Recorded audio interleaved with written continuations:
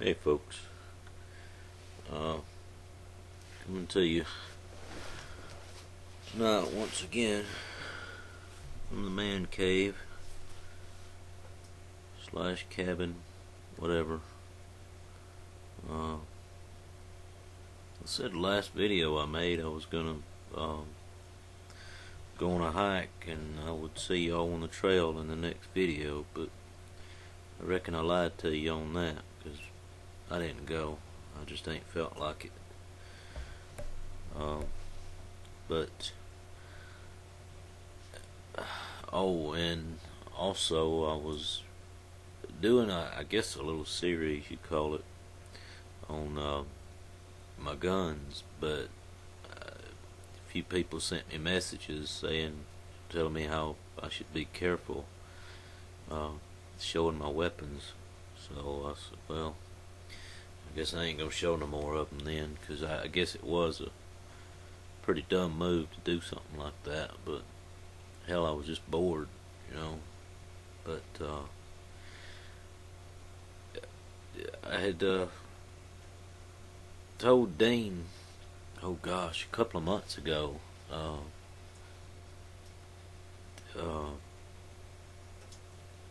Dean Moore, DJ, he did a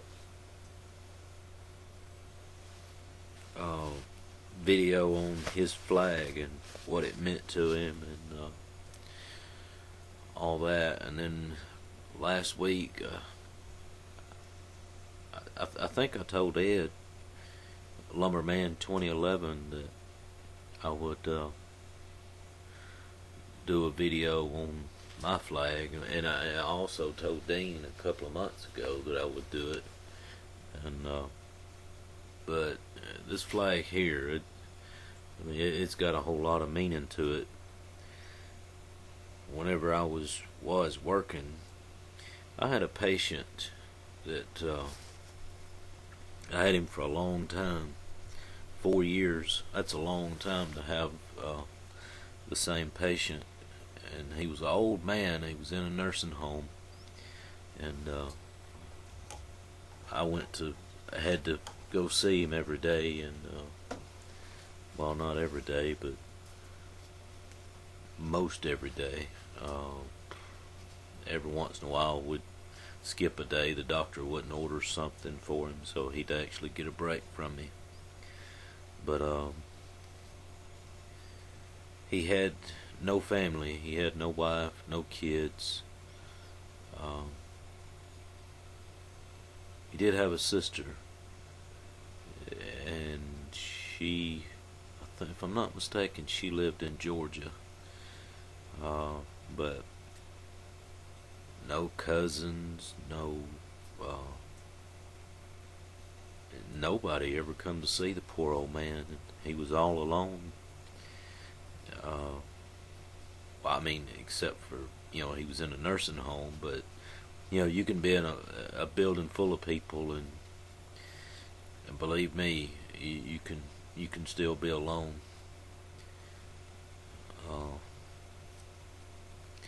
But he was real funny. He was always telling jokes. He was always in a good mood. Just a happy person to be around, you would think. Well, he got sick, and he hated hospitals. This man did not go to the hospital, even though he was in a nursing home. Even though you're in a nursing home, you still have rights. Some. But he'd gotten real sick, and they talked him into going to the hospital. It took several days to talk him into it. Well, whenever he got to the hospital, they did some tests on him. One thing, they checked his prostate, and most of you men know that you feel pretty violated whenever you get your prostate exam, but he would, like I said, he was an old man, and that was something he had never had done before, and it really, really destroyed his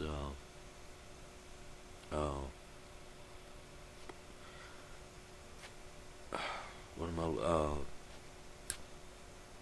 manhood. I mean, I think that's what I'm looking for. Made him feel like he wasn't a man anymore. He literally really did feel as if he had been violated. You know, most of us men, we kid around about it, you know, but he really felt that way. And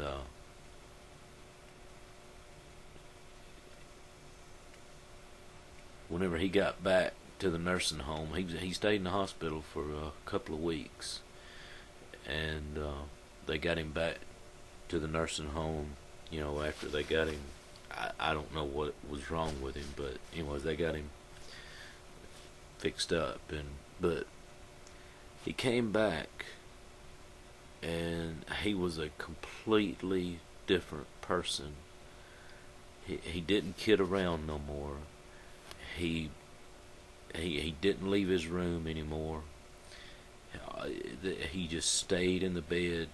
He didn't talk to anybody. This man truly felt violated. I want to say raped, you know, but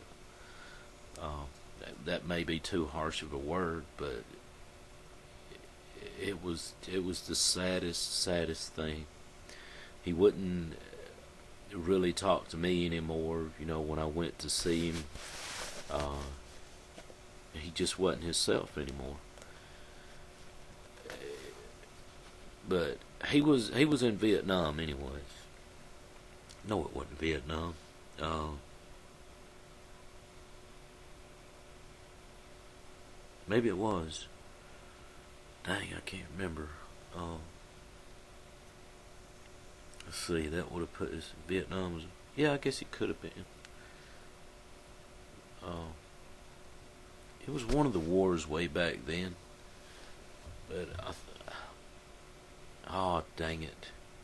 Well, I can't ask him anyways. But anyhow, uh, he told me a few war stories, and I would always take time to talk to him every day.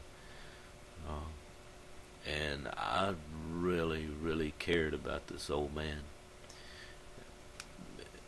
Maybe because he had nobody else, or well, I don't know. But anyways, this flag was his, and it hung on his door, the door of his room. And like I said, when he got out of the hospital, he went down. He stopped eating. He stopped fluid intake. Uh, he just, it's called failure to thrive when uh, people give up on life, and that's what they call it, is failure to thrive. Uh, Over a short period of time, he lost an enormous amount of weight. He just got horribly sick. Just sicker and sicker every day. And the last day I saw him, like I said, even if I even if he wasn't my patient in that home that day, I still made it a point to go by his room and see him before I left that facility, and went on to see other patients in other facilities. But I stopped by to see him, and he was coiled up in a little fetal position in his bed, and he was asleep. And so I said, well, I'm not going to bother him. I'll just let him rest. And it bothered me all the rest of the day, and because I didn't talk to him. So that night, I called the facility and I wanted to check on him, and they said that he had passed.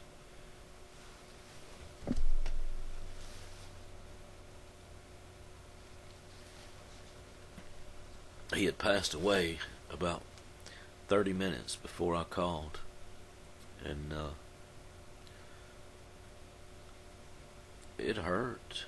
It hurt bad. You know, that man, he meant a lot to me. And so the next morning, I still had other patients in that facility. So when I got there, the uh, the DON, which is the director of nurses, he had taken this flag off of the man's door, and he brought it to me, and he said, you know, they all got together and talked about it, and everybody wanted me to have the flag, so they gave it to me. You know, it meant the world to me. I mean, you know, it represents my country, and I'm I'm a pretty patriotic feller, but this flag behind me, it's got a lot more meaning.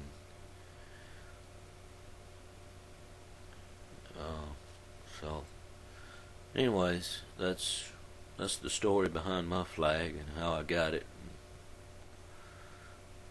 Uh, if you got one, you know, and you got a story behind it, heck, do a video. You know, show us what your flag means to you. I'm not calling any particular person. I'm just saying if you want to, and it don't have to be just here in the U.S. You know, whatever country you're in, if you have a country, a flag of your country, then by all means share it with us and tell us what it means to you. But all right, folks. Well, I'm gonna get off of here, and reckon we'll see y'all later.